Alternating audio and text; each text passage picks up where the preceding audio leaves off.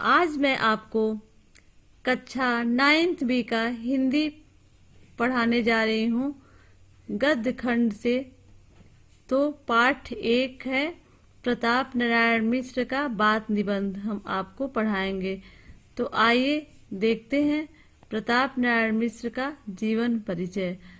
तो सबसे पहले हम इनके स्मरणीय तथ्य पर प्रकाश डालेंगे। देखिए, जन्म स्थान है बैजे गांव, उत्तर प्रदेश। जन्म एवं मृत्यु है 1856 ईस्वी, मृत्यु है 1894 ईस्वी। पिता का नाम था इनके संकटा प्रसाद, जो एक ज्योतिषी थे।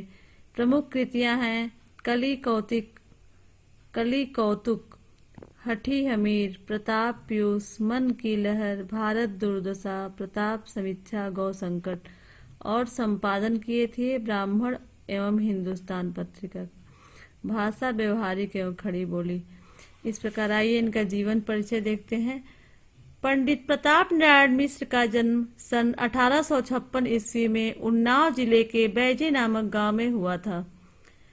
इनके पिता संकटा प्रसाद एक विख्यात ज्योतिषी थे और इसी विद्या के माध्यम से वे कानपुर में आकर बसे थे। पिता ने प्रताप नारायण मिश्र को भी ज्योतिषी की शिक्षा देना चाहा, पर उनका मन उसमें नहीं लगा। अंग्रेजी शिक्षा के लिए इन्होंने स्कूल में प्रवेश लिया, किंतु उनका मन अध्ययन में नहीं लगा। यद्यपि उन्होंने मन लगाकर किसी भी भाषा का अध्ययन नहीं किया, तथापि उन्होंने हिंदी, उर्दू, फारसी, संस्कृत और बंगला का अच्छा ज्ञान हो गया। एक बार ईश्वर चंद्र विद्यासागर इनसे मिलने आए तो इन्होंने उनके साथ पूरी बातचीत बंगला भाषा में ही किया। वस्तुतः मिश्र जी ने स्वाध्याय एवं सुसंगति से जो ज्ञान एवं अनुभव प्राप्त किया, उसे गद्य, पद्य एवं निबंध आदि के माध्यम से समाज को अर्पित कर दिया। मात्र 38 वर्ष की अल्प आयु में ही सन 1894 ईस्वी में कानपुर में इनका निधन हो गया। इस प्रकार से साहित्यिक परिचय। मिश्र जी ने अपनी साहित्यिक जीवनी ख्याल एवं लावनियों से प्रारंभ किया, क्योंकि प्रारंभ में ही इनकी रुचि लोक साहित्य का सृजन करने में थी। यहीं से ये साहित्यिक पथ के सतत प्रहरी बन गए। कुछ वर्षों के उपरांत ही ये गद्य लेखन के क्षेत्र में उतर आए। मिश्र जी भारतेंदु हरिश्चंद्र के व्यक्तित्व से बहुत प्रभावित होने के कारण उनको अपना गुरु मानते थे। उनकी जैसी ही व्यवहारिक भाषा शैली अपनाकर मिश्र जी ने कई मौलिक और अनुदित रचनाएं लिखी। ब्राह्मण एवं हिंदुस्तान नामक पत्रों का सफलतापूर्वक संपादन किया। भारतेंदु जी की कवि वचन सुधा से प्रेरित होकर मिश्र जी ने कविताएं भी लिखी। इन्होंने कानपुर में एक नाटक सभा की स्थापना की, जिसके माध्यम से फारसी थिएटर के समानांतर हिंदी का अपना रंगमंच खड़ा करना चाहते थे। वे स्वयं भारतेंद्र जी की तरह एक कुशल अभिनेता थे। बंगला के अनेक ग्रंथों का हिंदी में अनुवाद करके भी इन्होंने हिंदी साहित्य की श्रीवृद्धि की। इनकी साहित्यिक विशेषता ही थी कि दात, भौं, वृद्ध, धोखा, बात मुझ जैसे साधारण विषयों पर भी चमत्कारपूर्ण और असाधारण निबंध लिखे। कृतियां देखिए, मिश्र जी ने अपनी अल्प आयु में ही लगभग 40 पुस्तकों की रचना की। इनमें अनेक कविताएं, नाटक, निबंध, आलोचनाएं आदि सम्मिलित हैं।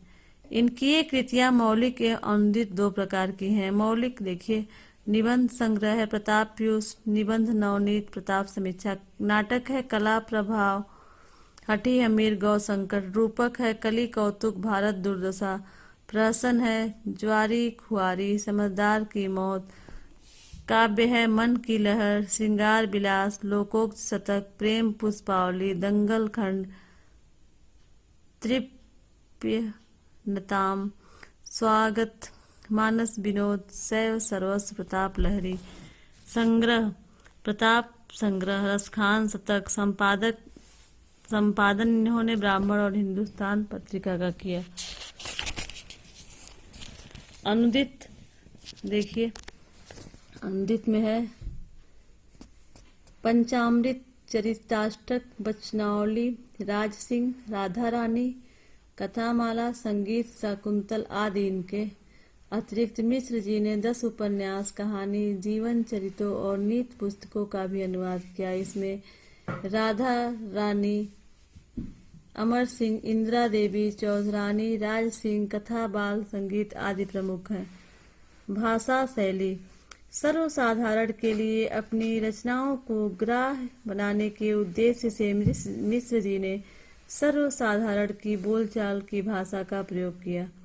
इसमें उर्दू और अंग्रेजी शब्दों का भी प्रयोग हुआ है, जैसे कलामुल्ला, वर्ड ऑफ गॉड आदि। यत्र तत्र कहावतों, मुहावरों, ग्रामीण शब्दों के प्रयोग से उनके वाक्य में रत्न की भांति ये शब्द जड़ जाते हैं। अतः भाषा प्रवाह युक्त, सरल एवं मुहावरेदार है। मिश्र जी की शैली के 2 रूप मिलते हैं, हास्य व्यंग्यपूर्ण विनोदात्मक शैली, गंभीर विचारात्मक एवं विवेचनात्मक शैली।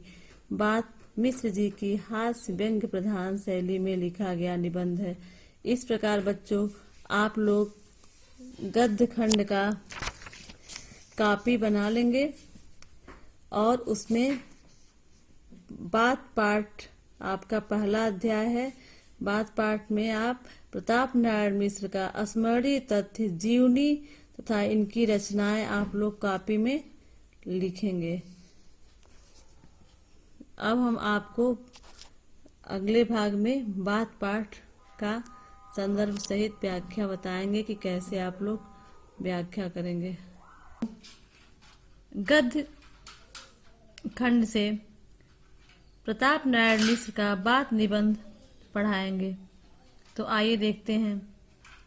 यदि हम वैद्य होते तो कफ और पित्त के सहवर्ती बात की व्याख्या करते, तथा भूगोलवेता होते तो किसी देश के जलवात का वर्णन करते। किंतु दोनों विषयों में से हमें एक बात कहने का प्रयोजन नहीं है। हम तो केवल उसी बात के ऊपर 2-4 बातें लिखते हैं जो हमारे तुम्हारे संभाषण के समय मुख से निकल के परस्पर हृदयस्थ भाव को प्रकाशित करती रहती है।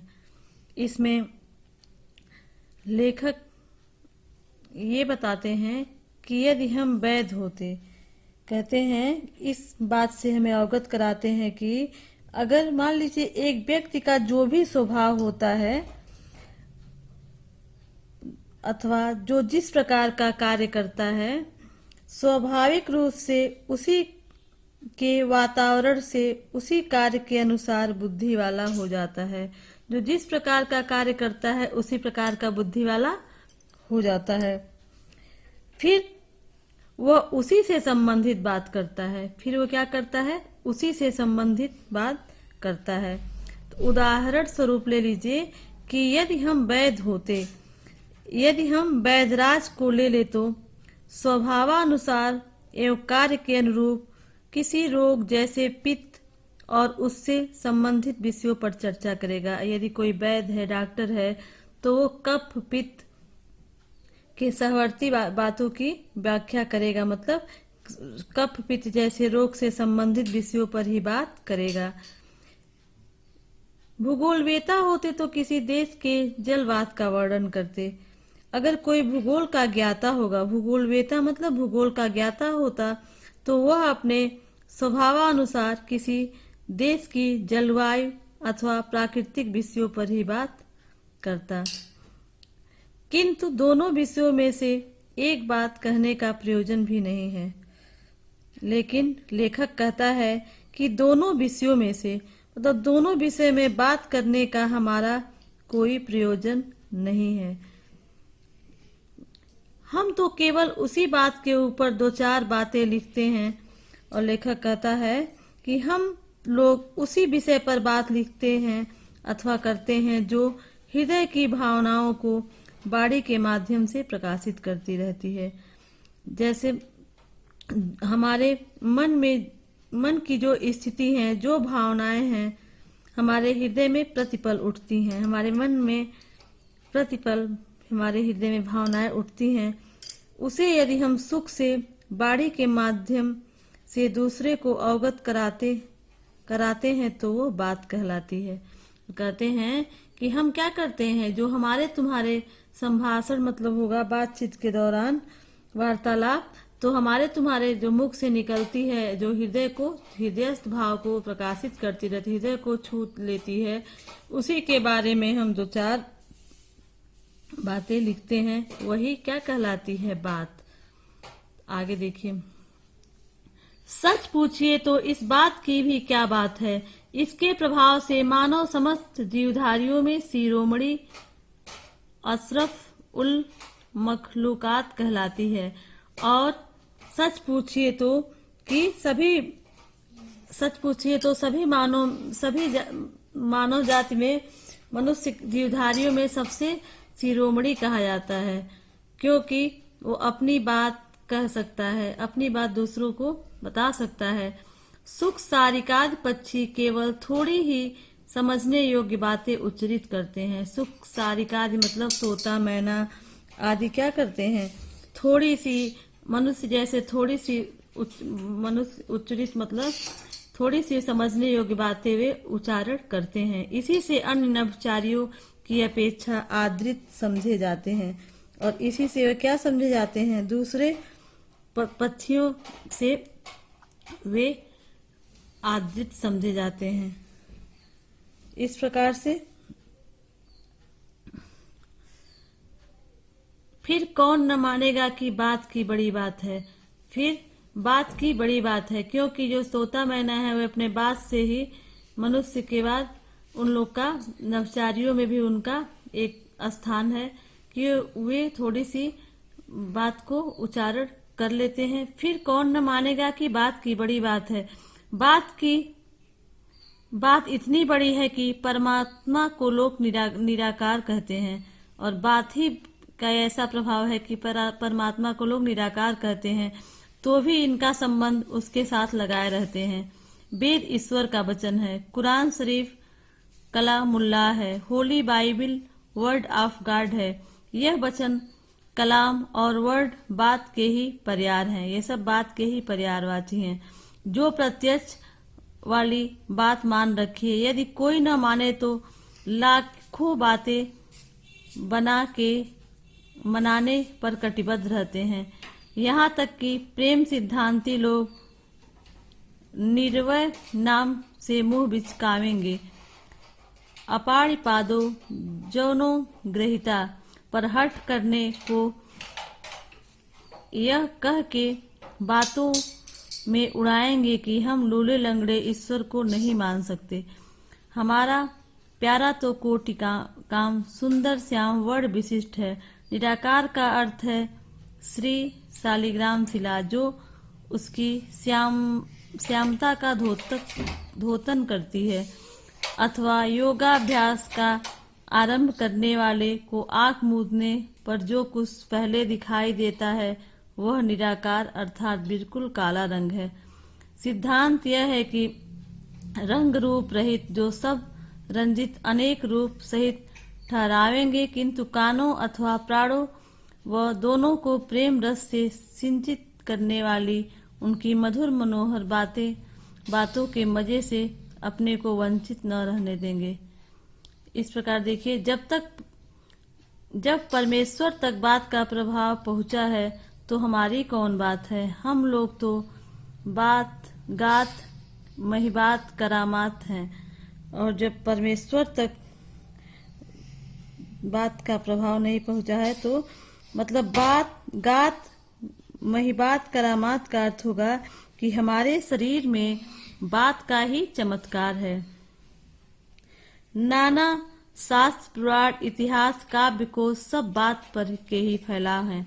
जो इतिहास पुराण है, काव्य कोश है, सब में बात का ही फैलाव है, जिसके मध्य एक एक बात ऐसी पाई जाती है, और इतिहास पुराण में ऐसी बातें पाई जाती हैं जो मन बुद्धि चित्त को अपूर्व दशा में ले जाती हैं।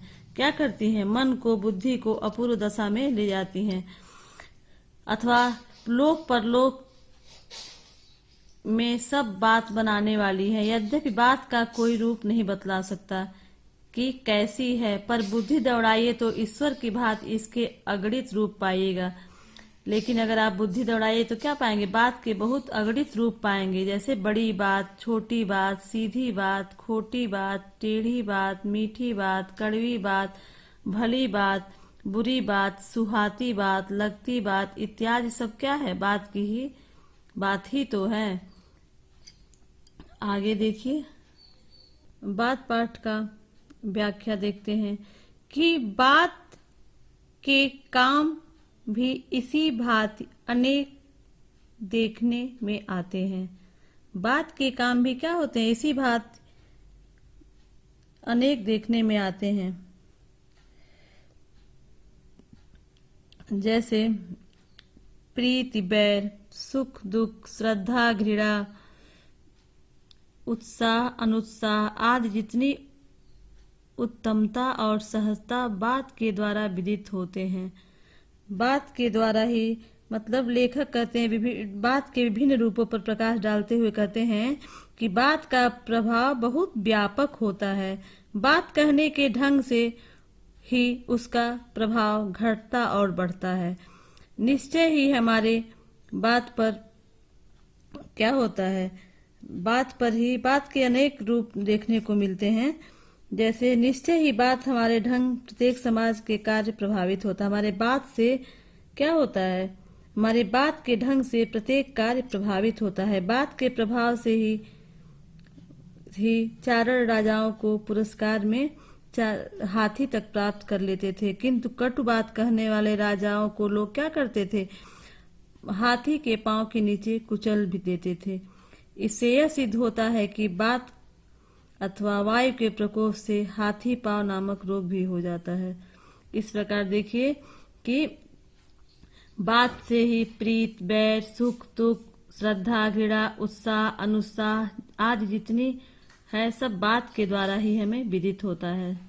दूसरी रीति से वैसी सुविधा नहीं। घर बैठे लाखों कोसों का समाचार मुख और लेखनी से निर्गत बात ही बतलाती है, और हम घर बैठे अपने बात के माध्यम से ही लिख करके दूसरे तक अपनी बात को पहुंचाते हैं। डाकखाने अथवा तार घर के सहारे से बात में चाहे जहां की जो बातें हो जान सकते हैं, और हम लोग तार के माध्यम से क्या करते हैं? जहां भी कोई हो उसके बारे में हम जान लेते हैं। इसके अतिरिक्त बात बनती है, और बात करते करते बात बन भी जाती है, बात बिगड़ती भी है, बात आ पड़ती है, और बात जारी रहती है, बात उखड़ती है। हमारे तुम्हारे भी सब बात किस पे निर्भर है? बात पर ही निर्भर है। जैसे बातें हाथी पाइए, बातें हाथी पाओ, स्वयं ही से पराये अपने हो जाते हैं। बात से ही अपने पराये हो जाते हैं, पराये अपने हो जाते हैं। और बात के द्वारा ही चारण जो कवि थे उनको पुरस्कार में हाथी मिलता था, और बात के प्रभाव से ही राजाओं को हाथी के पांव के नीचे कुचल दिया जाता था।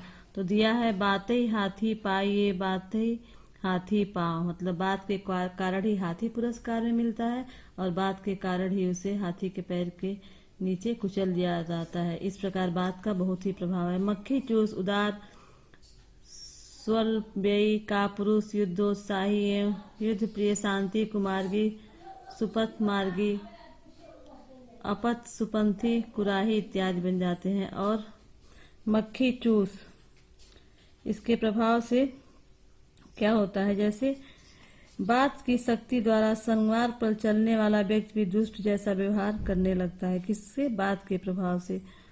तात्पर्य यह है कि बात कहने का ढंग और शब्दों का प्रयोग मनुष्य पर आश्चर्यजनक प्रभाव डालता है। बात का तत्व समझना हर एक का काम नहीं है, और विद्वानों की बात का तात्पर्य समझना प्रत्येक व्यक्ति के लिए सरल काम नहीं है। दूसरों पर आधिपत्य जमाने योग्य बात गढ़ सकना भी ऐसे वैसों का साध्य नहीं है, और दूसरों को प्रभावित कर सकने वाली बात भी गढ़ कर कह देना साधारण मनुष्यों का काम नहीं है। बड़े बड़े विज्ञरों तथा महा कवीश्वरों के जीवन बात ही को समझने समझाने में व्यतीत हो जाते हैं, और संसार के बड़े बड़े जो ज्ञानी हैं, कवि हैं, का जीवन बात के तात्पर्य को समझने और समझाने में ही बीत जाता है। सहृदयगढ़ की बात के आनंद के आगे सारा तुच्छ जान पड़ता है, और जो सुहृदयगढ़ों की बात में जो आनंद मिलता है उसके आगे सारा संसार क्या होता है? सारा संसार फीका पड़ जाता है। देखिए, बालकों की तोतली बातें, सुंदरियों की मीठी बातें, और बालकों की तोतली बोली और सुंदर रमणी की मीठी प्यारी प्यारी बातों में कवियों की क्या होती है? प्यारी कवियों की रसीली बातें, और क्या होता है? कवियों की रसीली उक्तियों में और सुंदर वक्ता का प्रभावशाली सशक्त बातों का जो आकर्षण होता है वह चित्त को क्या करता है? वो चित्त को मुग्ध कर देता है। जिन प्रभावशाली बातें जो और न कर दे उसे पशु नहीं पाषाण खंड कहना चाहिए। और उसे क्या करना चाहिए? अगर इन सुंदर वक्ताओं के प्रभावशाली बातों का जो आकर्षण होता है वह किसी को चित्त को मुक्त कर देता है, और जो उसके प्रभाव नहीं होते, जिसके ऊपर उसका बातों का प्रभाव नहीं होता, किसकी बातों का? मीठी मीठी प्यारी सत्कवियों की बातें का, छोटे बच्चों की बातों का, वे क्या है? वे प्रभावित नहीं होता। वे पशु ही क्यों पत्थर शिला की भांति शुष्क और कठोर होते हैं, जिसके ऊपर इसका प्रभाव नहीं पड़ा। देखिए, लिखा है कि उसे पशु नहीं पाषाण खंड कहना चाहिए, क्योंकि कुत्ते बिल्ली आदि को विशेष समझ नहीं होती। वे पुचकार के तू पूसी पूसी इत्यादि बातें कह दो तो भावार्थ समझ के यथार्थ समर्थ स्नेह प्रदर्शन करने लगते हैं। आप अगर बिल्ली कुत्तों को तू करते हैं, पूसी पूसी करते हैं, तो आपके भावार्थ को समझ जाते हैं और आपके आगे पूछ हिलाते स्नेह प्रदर्शन करने लगते हैं। फिर वह कौन मनुष्य जिसके चित्त पर दूसरे के हृदयवान की बात का असर न हो? फिर वह कैसा मनुष्य है? जब कुत्ते बिल्ली भी मनुष्य के भावार्थ को समझ जाते हैं तो वह मनुष्य कैसा है जिसके चित्त पर, जिसके हृदय पे दूसरे हृदयवान बात का असर न हो? इस प्रकार से आगे देखिए। हमारे परम पूज्यनीय आर्यगढ़ अपनी बात का इतना पक्ष करते थे कि तन तीर तनय धाम धन धरनी सत्य संग कह तृण संबरनी, अथवा प्राण से सुत अधिक है सुत से अधिक परान, ते दूजो दशरथ तजे वचन न दीन्हो जान इत्यादि उनकी अक्षर संबदा कीर्ति सदा संसार की पट्टिका पर सोने के अक्षरों में लिखी रहेगी। पर आजकल के बहुतेरे भारत कुपुत्रों ने यह ढंग पकड़ रखा है कि मर्द की जबान बात का उदय स्थान और गाड़ी का पहिया चलता फिरता रहता है। तो आज तो बात है, कल ही स्वार्थंधता के बस में हुजूरों की मर्जी, मुआफिर दूसरी बातें हो जाने से तनिक विलंब की संभावना नहीं। यद्यपि कभी कभी अवसर पड़ने पर बात के अंश कुछ ढंग परिवर्तित कर लेना नीति विरुद्ध नहीं है, पर कब जात्युपकार, देशोद्धार, प्रेम आचार आदि के समय, न कि पापी पेट के लिए।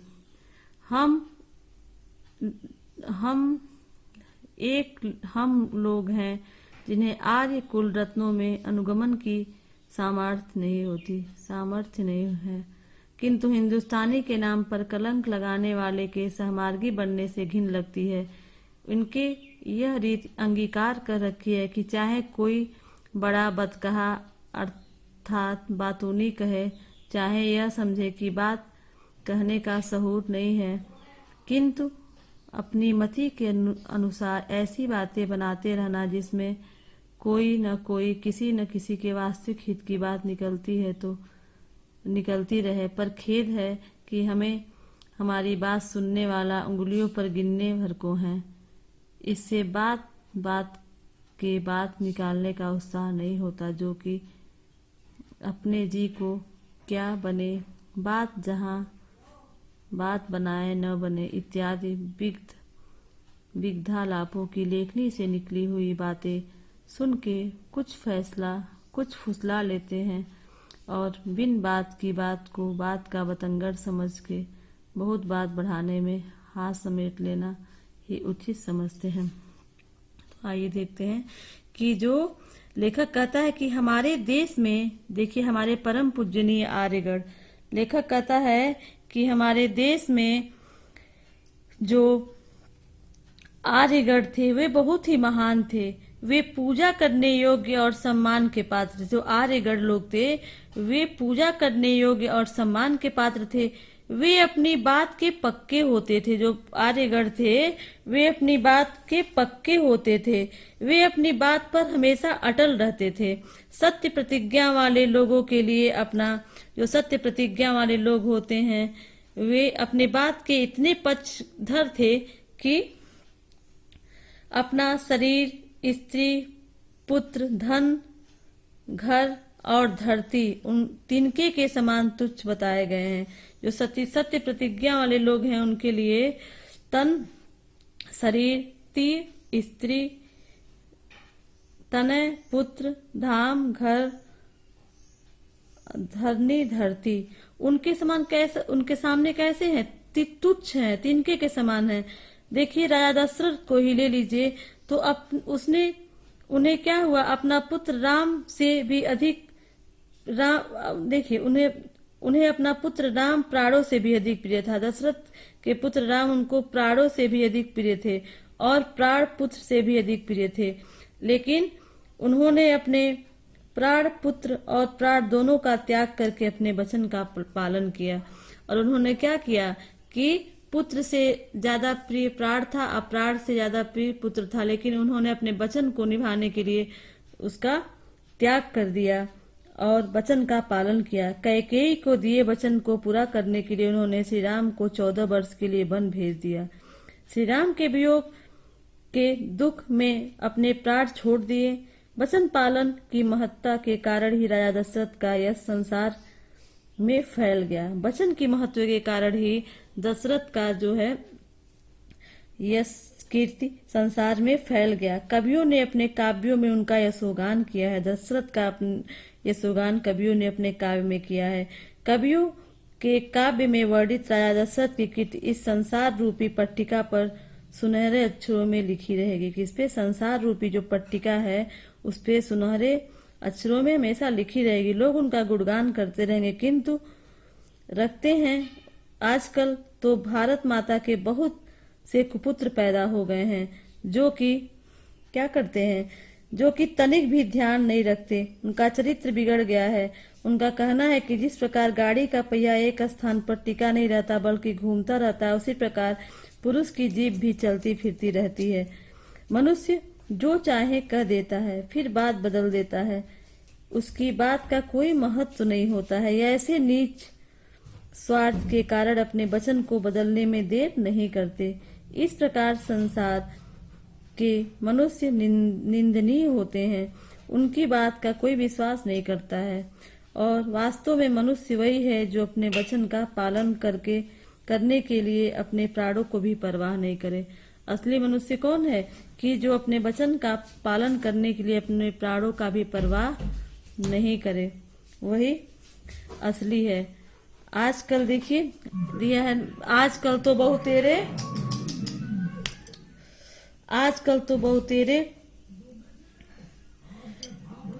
लोग हैं। लेखक कहता है कि आज की परिस्थितियां क्या है, बदल गई हैं। आजकल व्यक्ति बात की चिंता नहीं करते बल्कि स्वार्थ के प्रति सचेत रहते हैं। इस स्वार्थ के कारण मनुष्य अपने अधिकारियों की इच्छा अनुसार जो बात कही थी उसे तुरंत बदल देते हैं और जरा भी देर नहीं करते।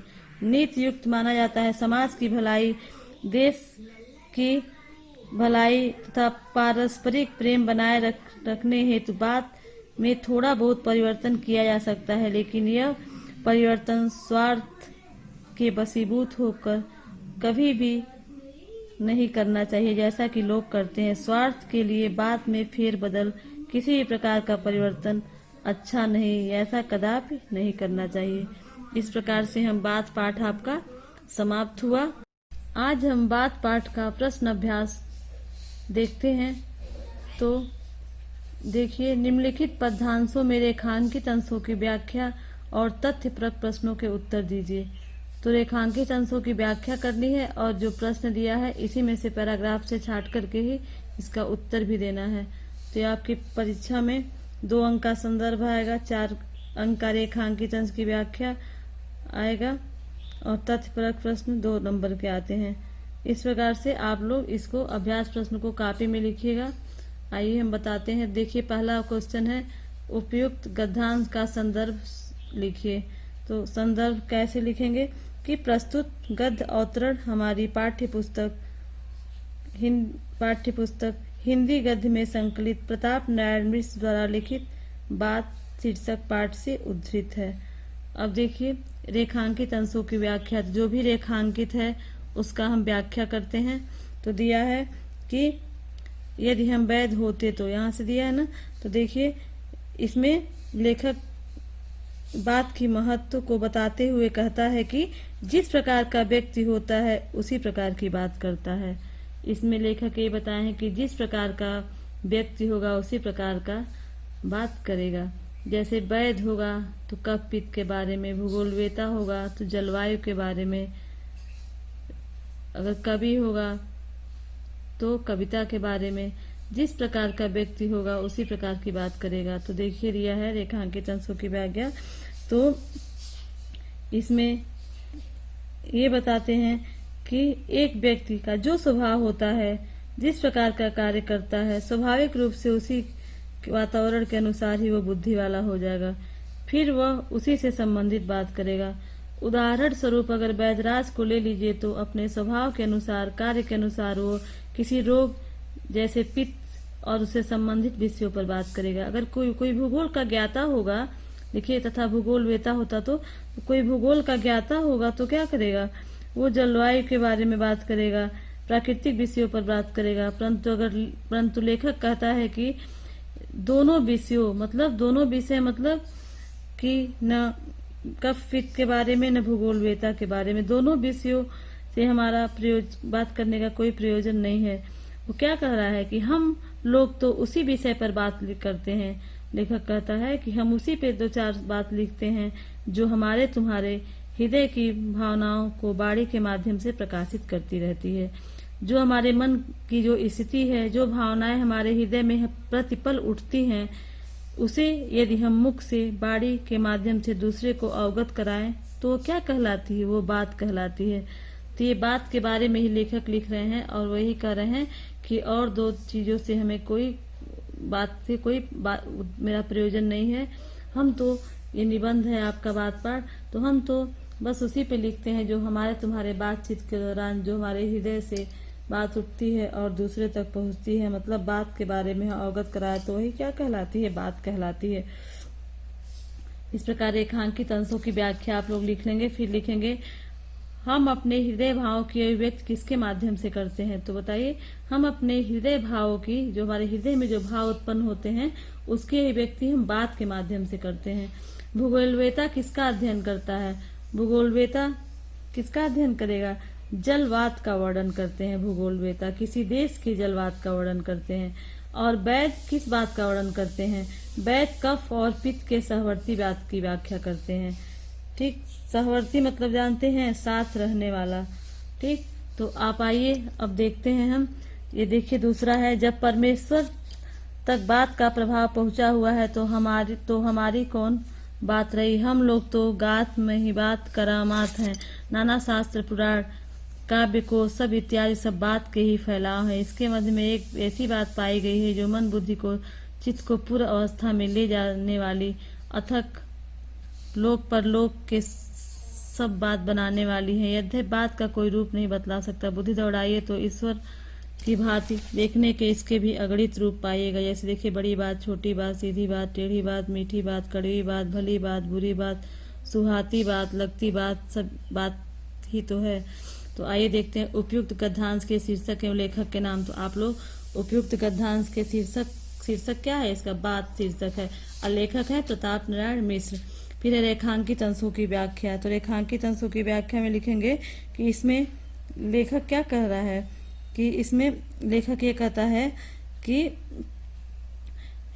बात का प्रभाव मनुष्य तक सीमित नहीं है। बात का प्रभाव देखिए दिया है कि जब परमेश्वर तक बात का प्रभाव पहुंचा हुआ है, तो लिखेंगे इसमें कि बात का प्रभाव मनुष्य तक ही सीमित नहीं है, परमेश्वर मतलब भगवान तक इसके प्रभाव से नहीं बच पाए हैं।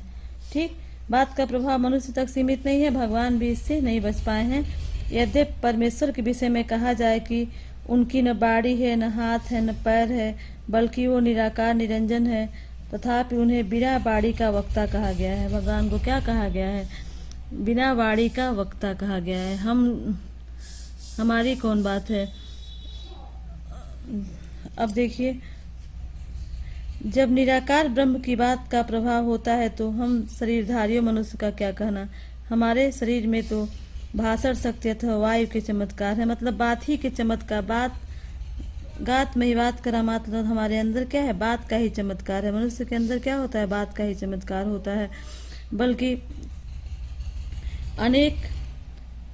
अनेक शास्त्र, इतिहास, पुराण, कोश आदि जितना भी साहित्य है, ये सब बात का ही विस्तार है। इसमें क्या है? अनेक शास्त्र, पुराण, काव्य में सब बात का ही इसमें विस्तार है।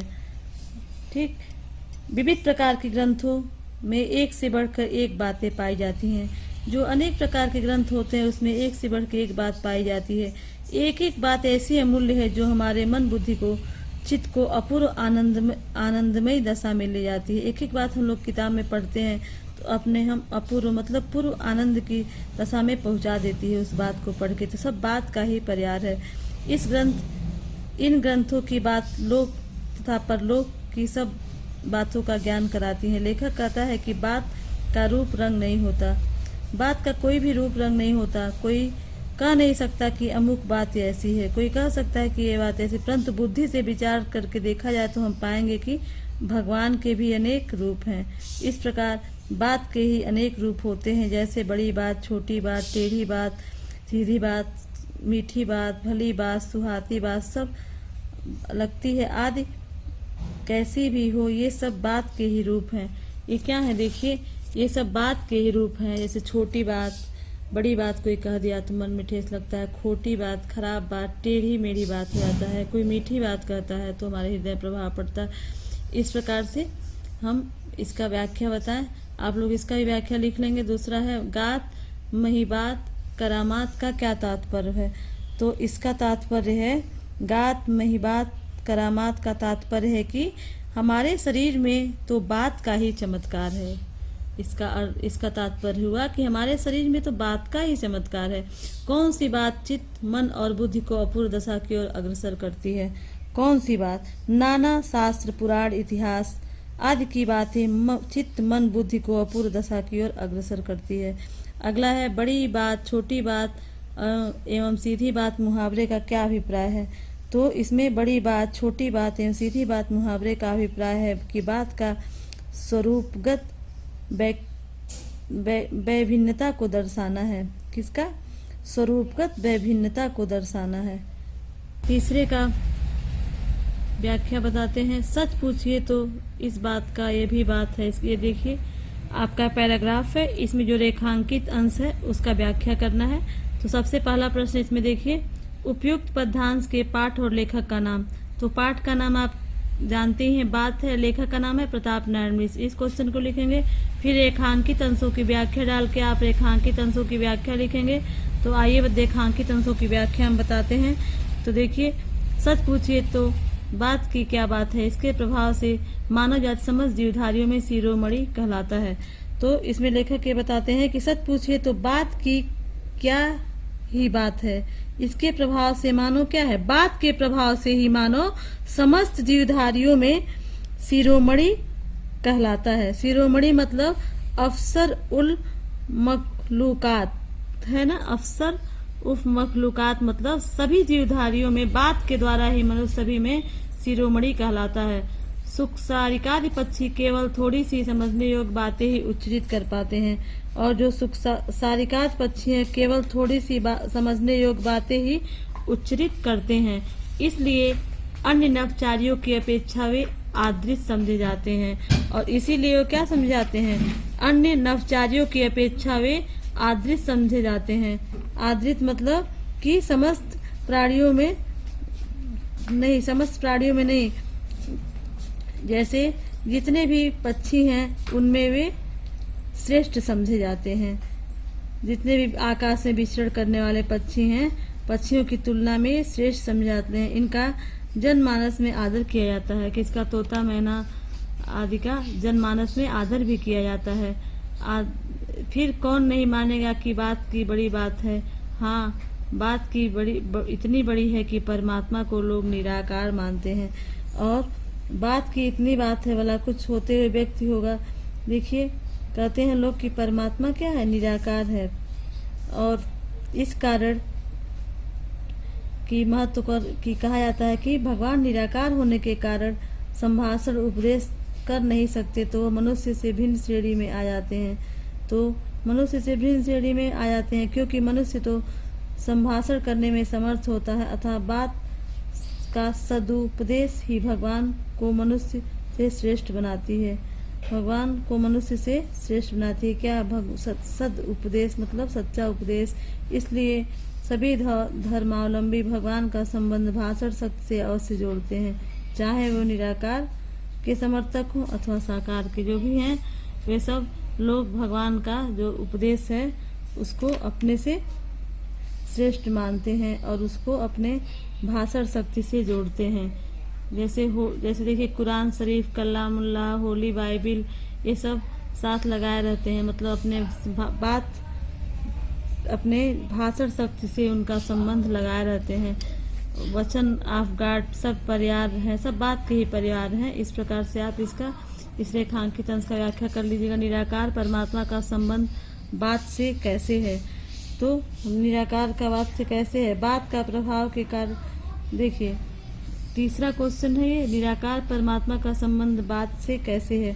तो हिंदू समाज में वेदों को ईश्वर का वचन कहा जाता है, साथ ही ईश्वर को निराकार कहा जाता है। ठीक, इस प्रकार से निराकार परमात्मा का संबंध से कैसे है? तो हिंदू समाज में क्या किया जाता है? वेदों को ईश्वर का वचन कहा जाता है, साथ ही ईश्वर को निराकार भी कहा जाता है। उसके बाद से चौथा देखिए, निराकार परमात्मा का संबंध बात से कैसे नहीं? मानव जाति समस्त जीवधारियों में शिरोमणि क्यों शिरोमणि है? बात के प्रभाव के कारण। ठीक, बात के प्रभाव के कारण मानव जाति समस्त जीवधारियों में शिरोमणि है। बिन वाणी वक्ता व जोगी का क्या अभिप्राय है? तो मुख से बिना बात से स्थिति स्पष्ट हो जाना। बिन वाणी वक्ता व योगी का अभिप्राय है प्रत्यक्ष मुख के बिना बात से स्थिति स्पष्ट हो जाना। ठीक, इस प्रकार से आइए चौथा देखते हैं। बात के काम भी इसी भांति अनेक देखने में आते हैं। देखिए, प्रीति, बैर, श्रद्धा, ये सब देखिए जो रेखांकित है, इन्हीं का आपको व्याख्या करना है। तो सबसे पहला क्वेश्चन है इसमें कि उपयुक्त गद्यांश का संदर्भ सहित व्याख्या लिखिए। तो आप लोग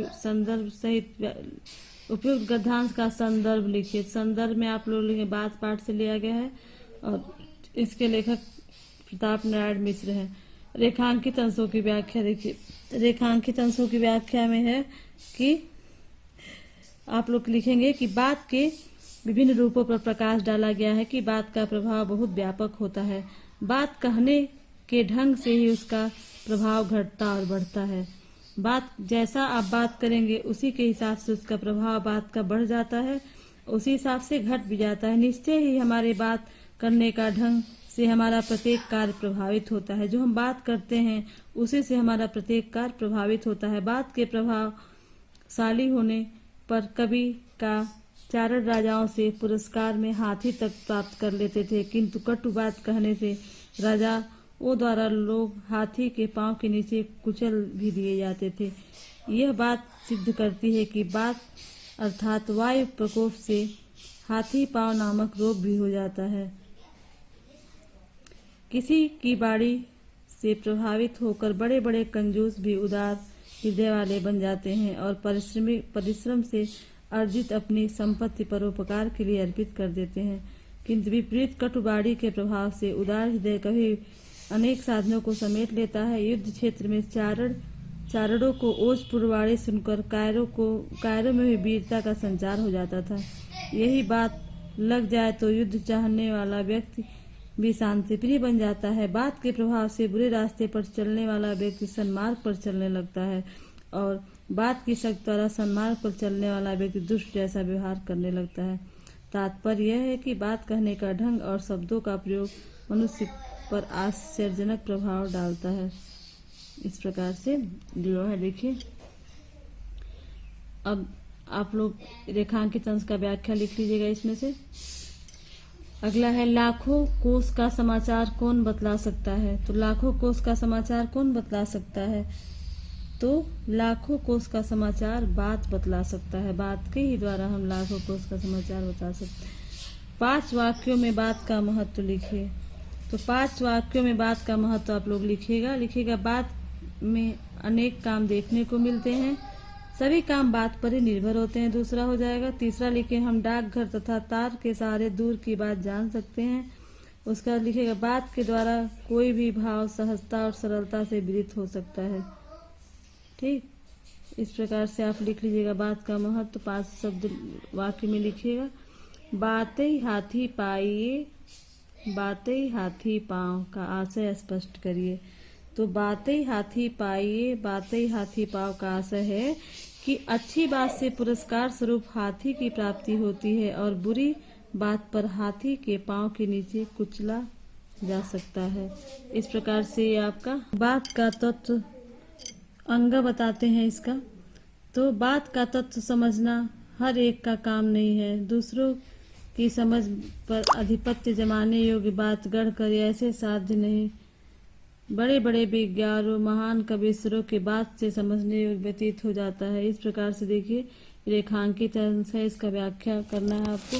तो आइए देखते हैं कि देखिए दिया है उपयुक्त गद्यांश का संदर्भ लिखिए। तो आप लोग संदर्भ तो लिख ही लेंगे गद्यांश का। रेखांकित अंशों की व्याख्या। तो रेखांकित अंशों की व्याख्या हम बताते हैं। तो देखिए कि विद्वानों दिया है बात का तत्व समझना हर एक का काम नहीं है और दूसरों की समझ पर आधिपत्य जमाना, मतलब कि इसमें दिया गया विद्वानों का तात्पर्य समझ पाना प्रत्येक व्यक्ति के लिए सरल काम नहीं है। विद्वानों की बात को समझना हर एक व्यक्ति के लिए सरल काम नहीं है। साथ ही साथ दूसरों को प्रभावित कर सकने वाली बात बिगड़ कर कह देना साधारण मनुष्यों का काम नहीं है और दूसरों को प्रभावित करने के लिए बात को गढ़ कर कहना भी साधारण मनुष्य का काम नहीं है। यहाँ लेखक बताते हैं संसार में बड़े बड़े ज्ञानियों और कवियों का जीवन बात के तात्पर्य को समझने और समझाने में ही बीत गया। बड़े बड़े कवि क्या हुआ, ज्ञानियों का जीवन बात को समझाने और समझने में बीत गया। सुहृदयगढ़ों की बात जो आनंद, ठीक है, सुहृदयगढ़ की बात जो आनंद जीवन बात ही को समझने में बीत गया। इस प्रकार से इसका हम आपको रेखांकित अंशों की व्याख्या समझाए हैं। आगे देखिए इसमें कि ऐसा बात करते हैं जिसके सामने सारा संसार फीका। जैसे बालकों की तोतली बोली, सुंदरियों की मीठी बोली और कवियों की रसीली युक्तियों को, सुंदर वक्ताओं को प्रभावशाली सशक्त बातों को आकर्षण होता है, वो सभी चित्त को मुक्त कर देता है। ये जो बात प्रभावित नहीं होते मनुष्य नहीं है, पत्थर। जो मतलब छोटे छोटे बच्चों की बातों से प्रभावित न हो, कवियों की रसीली उक्तियों से, वो मनुष्य नहीं है, वो क्या है, वो पत्थर के समान है। इस प्रकार से देखिए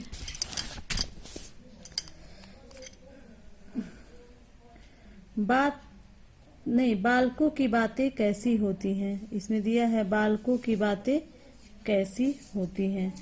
तो बालकों की तोतली बातें नहीं, बालकों की बातें कैसी होती हैं। बालकों की बातें सुंदर रमणियों की मीठी मीठी प्यारी प्यारी होती हैं। बालकों की बातें सुंदर रमणियों की मीठी मीठी प्यारी प्यारी होती हैं। बालकों की बातें कैसी होती हैं।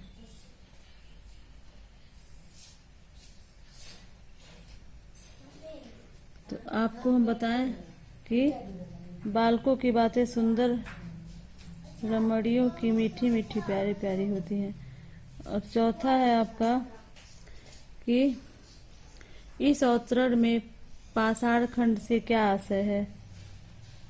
तो इसमें जैसे पाषाण खंड से आशय ये है कि बालकों की तोतली बातें, देखिए, सुंदरियों की मीठी प्यारी बातें, कवियों की रसीली बातें, जिसके हृदय को प्रभावित न करे उसे हम पाषाण खंड कहते हैं।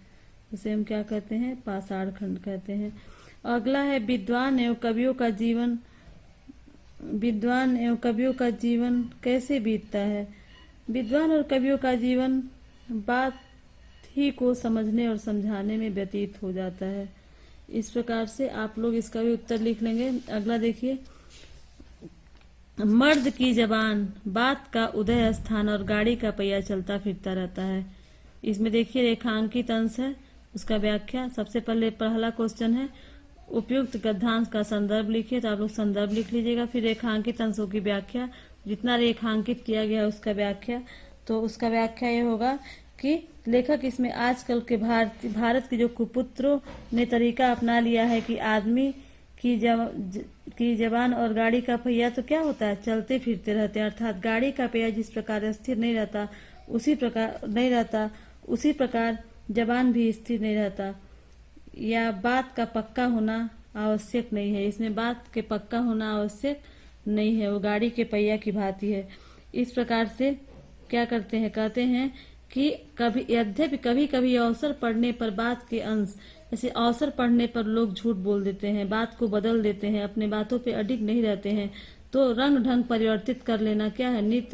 नीति विरुद्ध नहीं है। पर कब मतलब कि कब नीति विरुद्ध नहीं है? कहा है स्वार्थी लोग जिसके लिए देश और संबंधों का कोई महत्व नहीं होता है, ऐसे लोग आजकल की जो बात है स्वार्थ परक है, ठीक, मन के अनुसार बदलने में थोड़ी देर नहीं होती। आगे कहता लेखक कि महान उद्देश्य की साधना या समय आने पर बात के रंग ढंग का तरीका बदलना नियम का उल्लंघन नहीं मानते। ऐसा मानव जाति की भलाई के समय, देशोद्धार के समय, मतलब देश के उद्धार के समय, ठीक, उसके बाद से देश उद्धार के समय प्रेम प्रचार और प्रेम प्रसंग में प्रेमी प्रेमिका का हित छिपा है तो कोई नियम विरुद्ध कार्य नहीं है। स्वार्थ या पापी पेट को भरने के लिए कभी भी बात नहीं बदलनी चाहिए। लेखक कहता है कि प्रेम प्रचार मतलब प्रेम के लिए, समय, पापी पेट के लिए कभी भी आपको बात नहीं बदलनी चाहिए,